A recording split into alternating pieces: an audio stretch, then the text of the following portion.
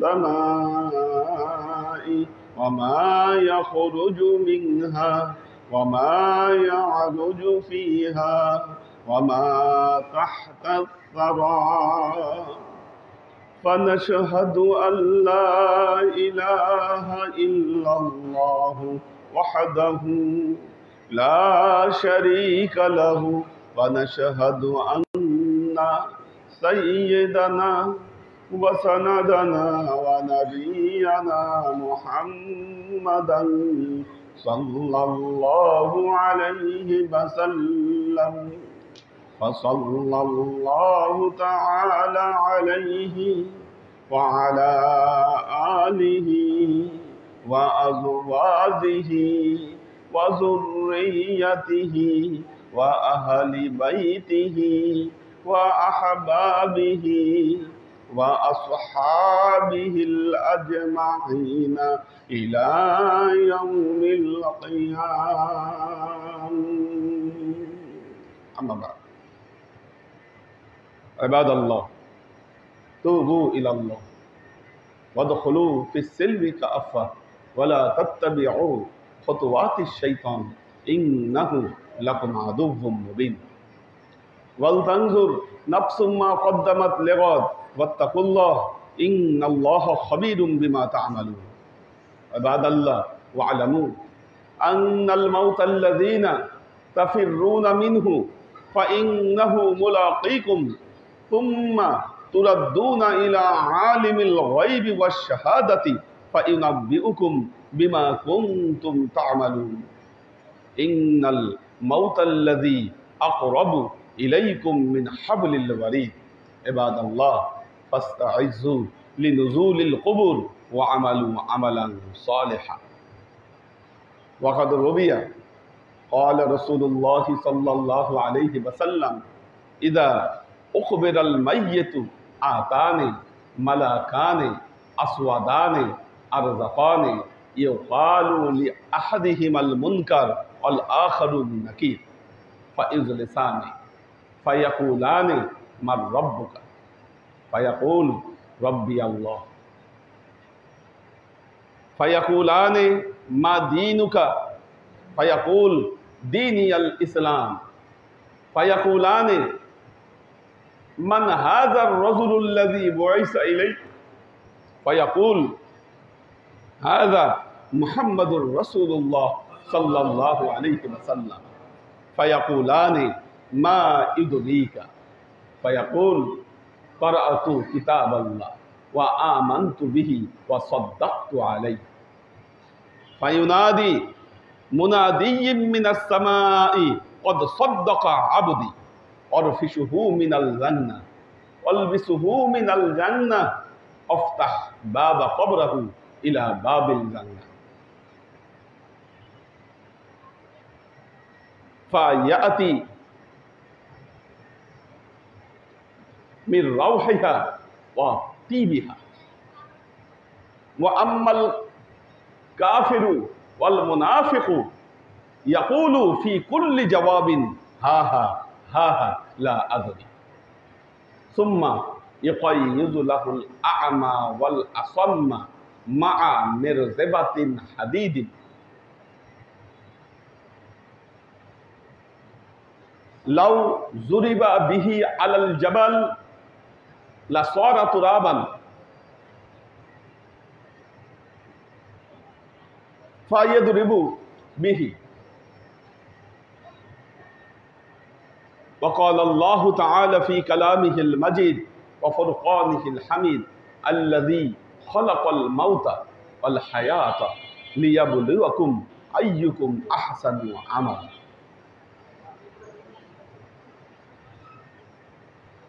আল্লাহর আশিক ও সালেক বৃন্দ, সর্ববিধ উত্তম প্রশস্তি জ্ঞাপন করছি সে আল্লাহ পাকের নিমিত্তে,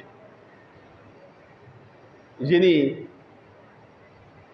আমাদের পরীক্ষার জন্য জীবন এবং মৃত্যুর খেলা তৈরি করেছেন। সূরা ফাতিহায় আল্লাহ বলেছেন আলহামদুলিল্লাহি রাব্বিল আলামিন। সে আল্লাহর জন্য সমস্ত প্রশংসা যিনি জগৎ সমূহের মালিক।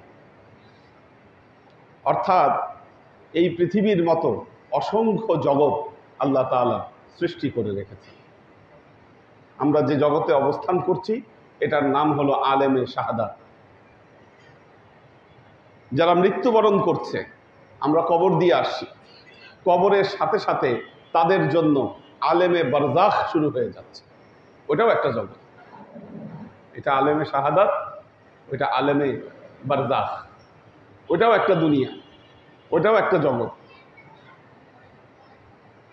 এরকম ৮০,০০০ জগৎ আল্লাহ তৈরি করে রেখেছে।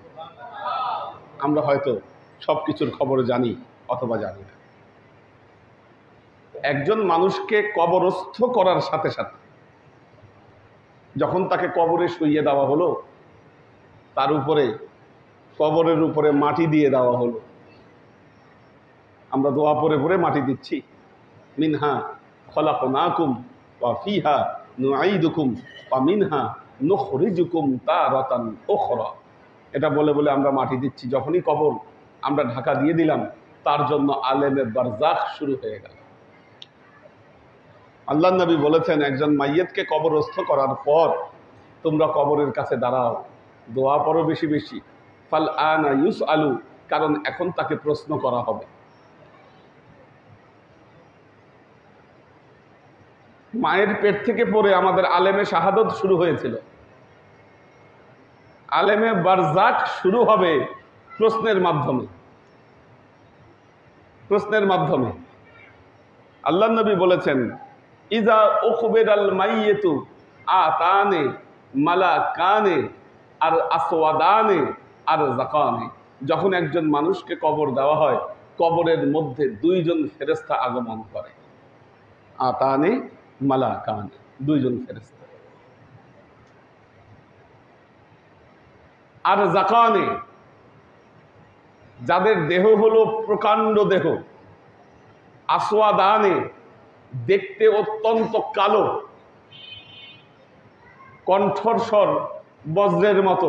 এরকম দুইজন ফেরেশতা তার কবরের মধ্যে আসবে। আসার পর তাকে 3টা প্রশ্ন করবে। আরেক বর্ণনায় আসছে 4টা প্রশ্ন করা হবে তাকে। প্রথম প্রশ্ন, মার রব্বুকা, তোমার প্রভুকে। প্রথম প্রশ্ন, তোমার প্রভু কে? সে যদি ইমানদার হয়, সে বলবে রব্বি আল্লাহ, আমার প্রভু হচ্ছে আল্লাহ। এখন দেখেন, পৃথিবীতে আপনারা কত প্রশ্ন পড়ে পরীক্ষায় পাশ করেছেন। কেউ ডাক্তার, কেউ ইঞ্জিনিয়ার। আমাদের ছেলেপেলেরা অবজেক্টিভ প্রশ্নের উত্তর দেয় কয়টা পরে? হাজার হাজার পরে। টিকমার্ক, অবজেক্টিভ কোশ্চেন, এক কথায় উত্তর। এখানে কোশ্চেন মাত্র 3টা, মাত্র 3টা কোশ্চেন। এখন ভাবতে পারেন, প্রশ্ন মাত্র 3টা, কাজ তো বহুত সোজা। এটা কোনো বিষয় হলো 3টা প্রশ্ন? আপনি খেয়াল করবেন, কোনো জিনিস, একটা দোয়া ধরেন যেটা সব সময় পড়েন আপনি, এই দোয়াই পড়তে পড়তে হঠাৎ আপনি আর মনে পড়ছেন, হয় না এরকম? একটা দোয়া আপনি নিয়মিত পড়েন, ধরেন দোয়ায় কুনুত, আপনি নিয়মিত পড়েন, পড়তে পড়তে আপনি আটকে গেলেন এক সময়, আপনি আর মনে করতে পারছেন না, আচ্ছা এটার পরে এটা কি হবে। হয়, মানুষ ভুলে যায়। তাহলে আল্লাহ চাইলে একটা দোয়া, একটা কথা আপনাকে ভুলাই দিতে পারে। আবার চাইলে হাজার প্রশ্ন আপনি মনে রাখতে পারেন, কিন্তু কবরের এই প্রশ্ন উত্তর ভিন্ন ক্ষেত্র কাজ করবে। এটা এমন জায়গা, আপনি মিথ্যা কথা বলার কোনো অবকাশ আপনার সামনে খোলা নাই। কেমন কেমন দুনিয়াতে আসলে আপনার প্রভু আল্লাহ ছিল না। বলবেন, হুজুর এটা আবার কি বললেন? আল্লাহ তো সবার প্রভু। হ্যাঁ, আল্লাহ সবার প্রভু। আপনি মানেন নাই যে আল্লাহ আপনার প্রভু। কি, আল্লাহ যে সবার প্রভু, তিনি যে সবার মালিক, এতে তো কোনো সন্দেহ নাই। আমরা তার গোলাম, নিঃসন্দেহে কোনো সন্দেহ নাই, কিন্তু আমরা আসলে এই দুনিয়ায় তার গোলামি করি নাই। আপনি কবরে গিয়ে উত্তর দিতে পারবেন, আল্লাহ তুমি আমার প্রভু, আমি তোমার গোলাম ছিলাম? কিভাবে প্রমাণ দিবেন আপনি? আচ্ছা, দিনে রাতে 24 ঘন্টা, রাত দিন মিলায়ে 24টা ঘন্টা আপনি সময় পান। এখন আপনি দাবি করতেছেন আপনি আল্লাহর গোলাম, তার গোলামি করেন আপনি। এখন এই 24 ঘন্টার মধ্যে ফরজ নামাজগুলো পড়তে আপনার 1 ঘন্টা সময় লাগে। কেউ যদি ফরজ নামাজ পড়েন ঠিক মতো, মসজিদে এসেও যদি পড়েন, আপনি নামাজের সময়টা আলাদা ভাগে ভাগ করে রাখেন, কি 1 ঘন্টার বেশি সময় লাগে না। এখন আপনি সেই নামাজও ঠিক মতো পড়েন না। অর্থাৎ আল্লাহ তার গোলামির জন্য বলেছে, বান্দা এই 24টা ঘন্টার মধ্যে 23 ঘন্টা তোর, 1টা ঘন্টা তুই আমাকে দিবি। এখন আপনি এই 24 ঘন্টার মধ্যে 1 ঘন্টা সময়ও আপনি আল্লাহকে দিতে পারেন নাই। আপনি কবরে গিয়ে মুনকার নকিরের সামনে কিভাবে উত্তর দিবেন আমার প্রভু আল্লাহ? বলেন, এটা কি সম্ভব? সম্ভব হবে না। যে ব্যক্তি সত্যিকার অর্থে আল্লাহকে প্রভু হিসেবে মেনেছেন, এই পৃথিবীতে আল্লাহর গোলামি করেছেন, একমাত্র তিনি আল্লাহর সামনে উত্তর দিতে পারবেন, রব্বি আল্লাহ, আমার প্রভু হচ্ছে আল্লাহ। দ্বিতীয় প্রশ্ন, মা দীনুকা, তোমার দিন কি? কোরআনের আয়াত আছে, ইন্নাদ-দীনা ইনদাল্লাহিল ইসলাম, আল্লাহর কাছে একমাত্র মনোনীত দিন হলো ইসলাম। দিন মানে কি? ধর্ম। কি আমরা বলি দিন অর্থ ধর্ম, কিন্তু মনে রাখবেন ইসলাম অন্যান্য ধর্মের মতো নিছক একটা ধর্ম না। অন্যান্য ধর্মের অর্থ হলো অনলি কিছু রিচুয়ালস। হিন্দুরা ধর্ম পালন করে মন্দিরে গেলে, পূজা আসলে। খ্রিস্টানরা ধর্ম পালন করে গির্জায়, বড়দিন আসলে। আপনি মুসলমান, আপনার পুরো জীবনের জন্য আল্লাহ তাআলা জীবন ব্যবস্থা দিয়ে দিছে। কি আপনি শুধু কিছু রিচুয়ালস পালন করে আল্লাহর কাছে এই দাবি করতে পারবেন না, আল্লাহ আমার দিন ছিল ইসলাম? আপনি তো ইসলামের কিছুই মানেন নাই। আপনার জীবন আপনি চালিয়েছেন ভিন্নভাবে। আপনার জীবন চালিয়েছেন আপনি সেকুলার দৃষ্টিভঙ্গিতে। আপনার জীবন চালিয়েছেন আপনি নির্দিষ্ট কোনো দর্শনে। কি আর কবরে গিয়ে মুনকার নকিরের সামনে আপনি উত্তর দিয়ে দিবেন, দ্বীনি আল ইসলাম, আমার জীবন ছিল ইসলাম। হ্যাঁ, আমি ইসলাম জীবন ব্যবস্থা আমি গ্রহণ করেছি। আপনি ইসলামের কোনো কিছুই মানেন নাই।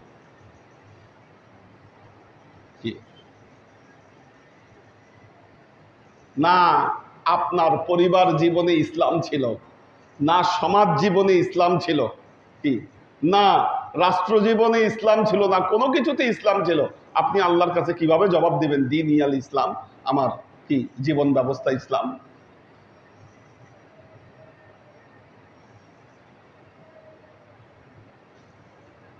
একটা জিনিস মনে রাখবেন, আমরা মনে করি এটা আমাদের বাংলাদেশিদের কি বাঙালি কিছু বুদ্ধিজীবী, নাস্তিক বুদ্ধিজীবীদের প্রচারণার কারণে আমরা মনে করি যে প্রগতিশীল হতে গেলে ইসলাম থেকে বের হয়ে আসতে হবে। কি ইসলামী লেবাস নিয়ে, দাড়ি টুপি নিয়ে প্রগতিশীল হওয়া সম্ভব নয়। প্রগতিশীলতা মানে ইসলামী লেবাসের বাইরে ভিন্ন কিছু। আমরা ম্যাক্সিমাম মানুষ এই জিনিসটা বিশ্বাস করি। এজন্য বড় বড় অনুষ্ঠানে গেলে কি আমরা ইসলামী লেবাস ছেড়ে দিয়ে তখন ওই পশ্চিমা লেবাস ধারণ করে আমাকে ওই প্রোগ্রামে যেতে হয়। কারণ আমি মনে করি আমি যদি ইসলামী লেবাসে থাকি তাহলে মানুষ আর আমাকে প্রগতিশীল মনে করবে না। আমি যদি ওখানে গিয়ে মানুষকে বোঝাই যে না আমি একজন ধার্মিক ব্যক্তি, আমি নামাজ পড়ি, আমি হিজাব ধারণ করি, তাহলে মানুষ আর আমাকে প্রগতিশীল মনে করবে না। কারা বুঝাইছে এগুলো আমাদেরকে? নাস্তিকরা। জীবন চালাবেন আপনি, কি পশ্চিমা ঢঙে, পূর্বের ঢঙে, কি নির্দিষ্ট জীবন দর্শনে, আর মুনকার নাকিরের সামনে গিয়ে জবাব দিবেন দিনই আল ইসলাম, এটা ফাইজলামি।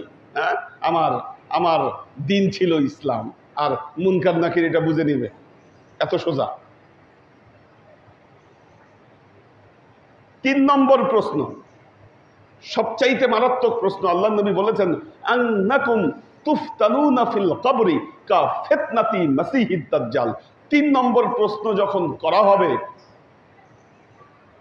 তখন কবরে তোমাদের কাছে দজ্জালের ফিতনার মতো ফিতনা অবস্থিত হবে। কারণ 3 নম্বর প্রশ্ন করার সময় বান্দার কাছে শয়তান উপস্থিত হবে। কি আমাদের পেয়ারা নবী বলেছেন, এটা দজ্জালের ফিতনা তোমার সামনে উপস্থিত হবে। 3 নম্বর প্রশ্ন কি? বলবে মান হাযার রাজুলুল্লাযী বুইসা ইলাইকুম, এই লোকটা কে যাকে তোমার কাছে পাঠানো হয়েছিল, যাকে তোমার কাছে, তোমাদের কাছে বুইসা ইলাইকুম, তোমাদের কাছে প্রেরণ করা হয়েছিল, এই ব্যক্তিটা কে? কে সেই ব্যক্তি? মুহাম্মদ মুস্তাফা সাল্লাল্লাহু আলাইহি ওয়াসাল্লাম। নবীকে যদি আপনি চিনতেই না পারেন, কি যত চাপাবাজি করেন আর যাই করেন, কি ওই সময় শনাক্ত করতে পারবেন, বলতে পারবেন হাজা মুহাম্মদুর রাসূলুল্লাহ সাল্লাল্লাহু আলাইহি ওয়াসাল্লাম সম্ভব?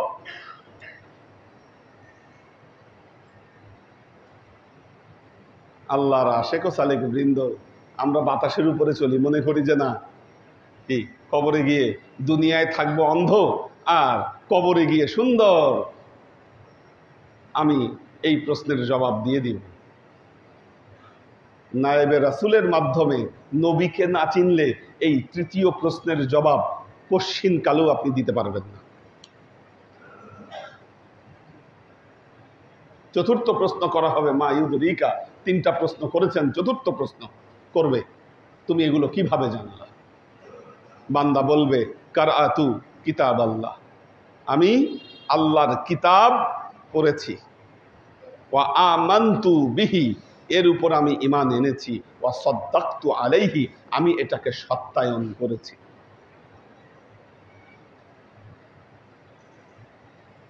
আল্লাহর আশেক ও সালেক বৃন্দ, এই 3টা প্রশ্নের উত্তর যখন দিবে, আরো বিশদ ব্যাখ্যা প্রয়োজন, সামনের জুমায় আল্লাহ তৌফিক দিলে আরো ব্যাখ্যা করব। যখন এই 3 নম্বর 4র্থ প্রশ্ন করা হবে, বান্দা উত্তর দিবে, ফায়ুনাদি মুনাদিয়্যিম মিনাস সামাই কদ সাদ্দাকা আবদি, উপর থেকে একজন আহ্বানকারী বলবে আমার বান্দা সত্য কথা বলেছে। অরফিসুহু মিনাল জান্নাহ, তার কবরে এখন জান্নাতি কার্পেট বিছায় দাও। অলবিসুহু মিনাল জান্নাহ, তাকে জান্নাতি লেবাস পরিয়ে দাও। অফতাহ বাবা কবরাহু ইলা বাবিল জান্নাহ, তার কবরের সাথে জান্নাতের সংযোগে স্থাপন করে দাও। আল্লাহ তৌফিক দিলে সামনের জুমায় আরো বিশদভাবে ইনশাআল্লাহ আলোচনা করব। বারাকাল্লাহু লানা ওয়া লাকুম ফিল কুরআনিল আযীম ওয়া নাফা'ানা ওয়া ইয়্যাকুম লা আয়াতি ওয়া যিকরিল হাকীম ইন্নাহু তাআলা জাওয়াদুন কারীমুম মালিকুন রাউফুর রহিম।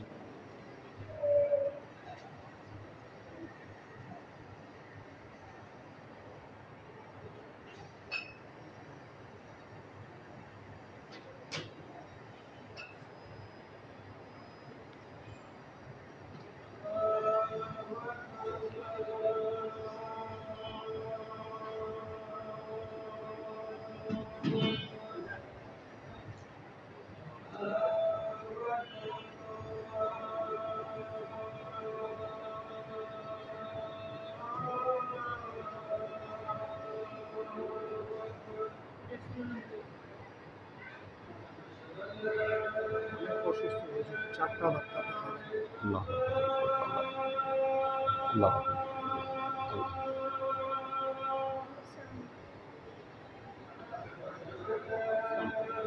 আলহামদুলিল্লাহ ভালো আছেন। হুজুর যে এটার নাম কি নিপাত হসপিটালে আছে, গত পরশু দিন রাত থেকে হসপিটালে। তো এই জন্য গতকালকে ওদিকেই থাকা হয়েছিল, মাহিন তো হসপিটালেই ছিল রাতে, আচ্ছা, এই জন্য আসা হয় নাই আর কি।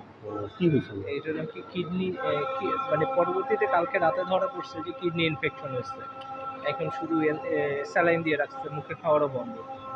তো আপাতত কমার পর তারপরে ইয়ে হবে। এটা ইউনাইটেড হসপিটালে প্রথমে ইয়েতে ছিল, ওখানে ভর্তি নেয়নি, যেখানে আমরা স্কোয়ারে, তারপরে ওখান থেকে ইয়েতে নিয়ে গেছে। ক্রিটিনিন কি বাড়ছে? প্রচণ্ড ব্যথা নিয়ে ক্রিটিনিন ঠিক আছে, কেন যে এরকম হলো জানি না। আল্লাহ হাফেজ। আর হলো আমার ছেলেটা, ছোট ছেলেটা 5 দিন ধরে জ্বর। তো ডেঙ্গু- আজকে ডেঙ্গু রাতে বা নিয়ে তো- কালকে রাতে ইয়ে করবো আর কি, মানে কালকে দেখি যদি ডাক্তার, মানে হচ্ছে কি জ্বর 104-5 হয়ে গেছে, আবার এখন কমছে, আবার জ্বর আসতেছে, কিন্তু 102 এর মতো থাকতেছে, আর খুব কাশি। আল্লাহ হাফেজ। এখন একটু চেক করা দরকার, টেস্ট করা দরকার। ওই আমারও একই অবস্থা হয়েছিল। বললাম কি যে হয়তো বা দেখি আল্লাহ যদি মাফ করে। আল্লাহ মাফ করবেন।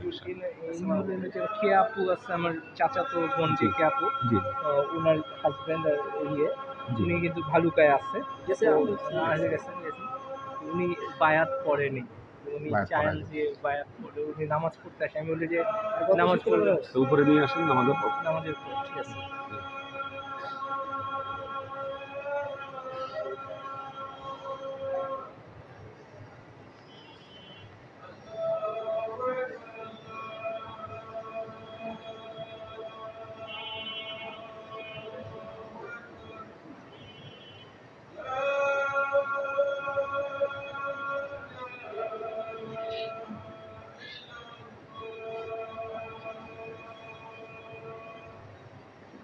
আল্লাহ হাফেজ।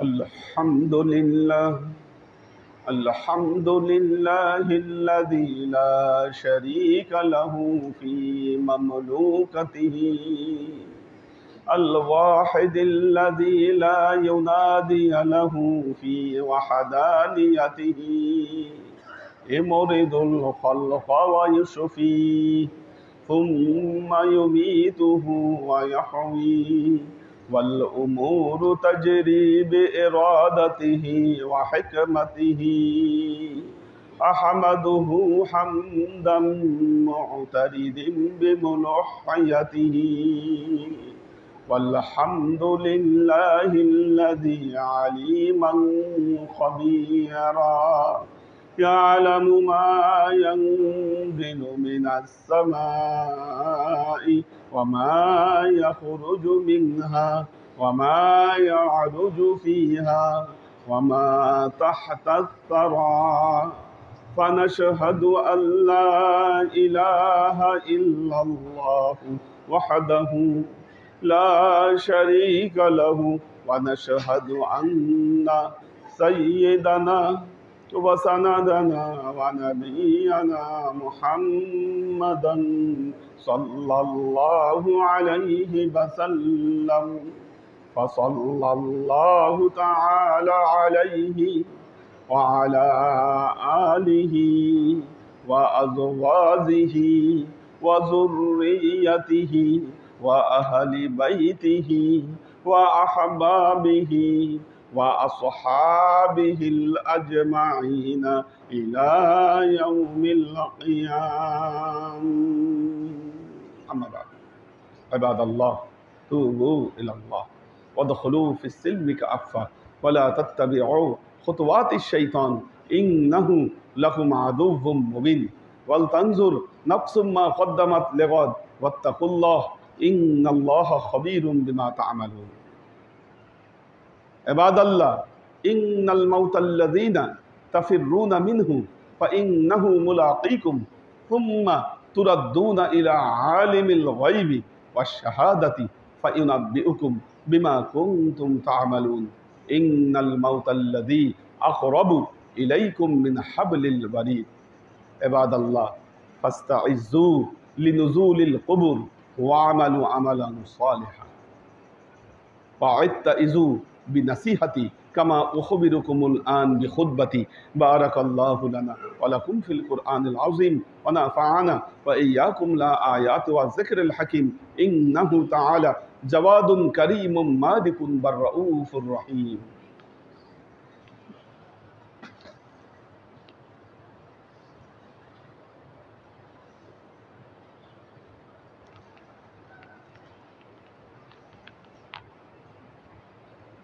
الحمد